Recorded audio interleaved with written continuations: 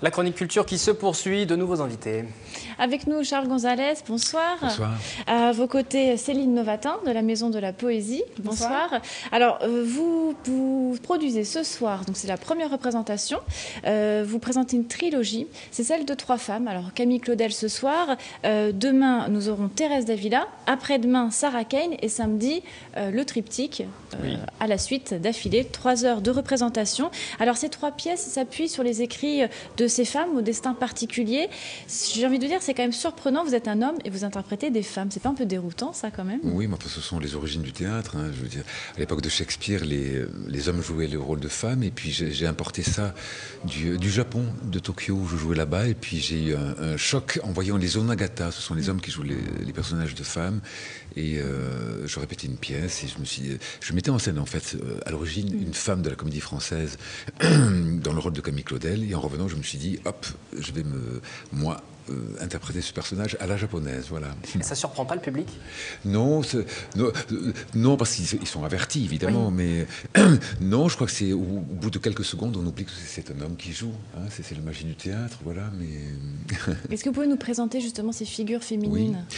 D'abord, c'est Camille Claudel, la figure mythique, l'amante de, la maîtresse de Rodin, aux amours tumultueuses jusqu'à la folie, l'internement de 30 ans. Ensuite, Thérèse Davila, notre sainte espagnole, hein, Thérèse Davila qui, crachant le sang jusqu'à la fin de sa vie, édifie des monastères et déchausse les carmélites, enfin, réforme le Carmel. Et ensuite, Sarah Kane, cette auteure anglaise qui se suicide malheureusement en 1998 sous Margaret Thatcher à Londres pour cause de menaces de censure de ses œuvres et qui laisse 5 pièces admirables, voilà, qui sont jouées dans le monde entier. Voilà. Alors pourquoi avoir choisi ces 3 femmes? Parce que c'est 3 formes de théâtre. Camille Claudel, on pourrait dire que c'est le théâtre de l'émotion. Thérèse Davila, le théâtre de la spiritualité. Et Sarah Kane, le théâtre de la cruauté. Voilà.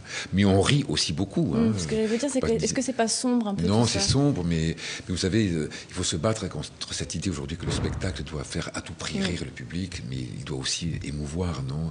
Et l'émotion fait partie aussi du sourire. Enfin, voilà. Céline Novatin, vous aviez déjà la Maison de la Poésie accueilli Charles Gonzalez? Oui, on avait déjà accueilli Charles en 2009 pour déjà Camille Claudel, qui a donc déjà été joué à la Maison de la Poésie, et le chant andalou en 2011 sur les textes de Lorca. Donc voilà.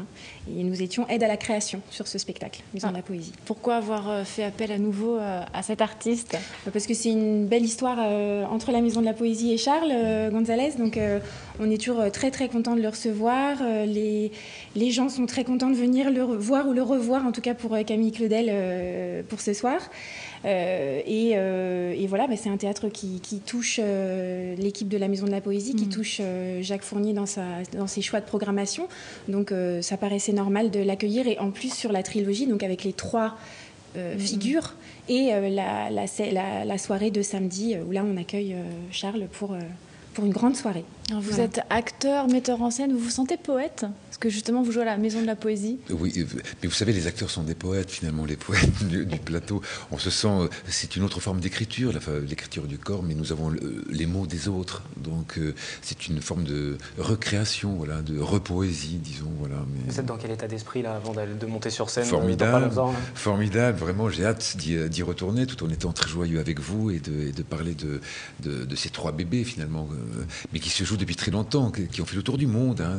C'est depuis 2001, finalement, Camille Claudel. Et voilà, je suis très heureux aussi de revenir à la Maison de la Poésie de Saint-Quentin. Voilà. Donc plusieurs dates ce soir, vendredi, jeudi aussi, vendredi et samedi. Oui. Il reste des places?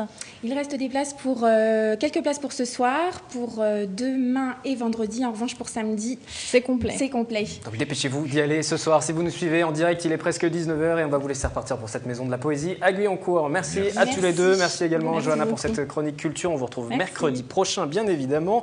C'est la fin de cette édition du 7-8. Demain, en début d'émission, dès 18h, en direct, je recevrai MEDEF et CFDT, patronat, syndicats qui multiplient les réunions pour trouver des accords autour de la réforme du marché du travail, avec un contexte et des licenciements.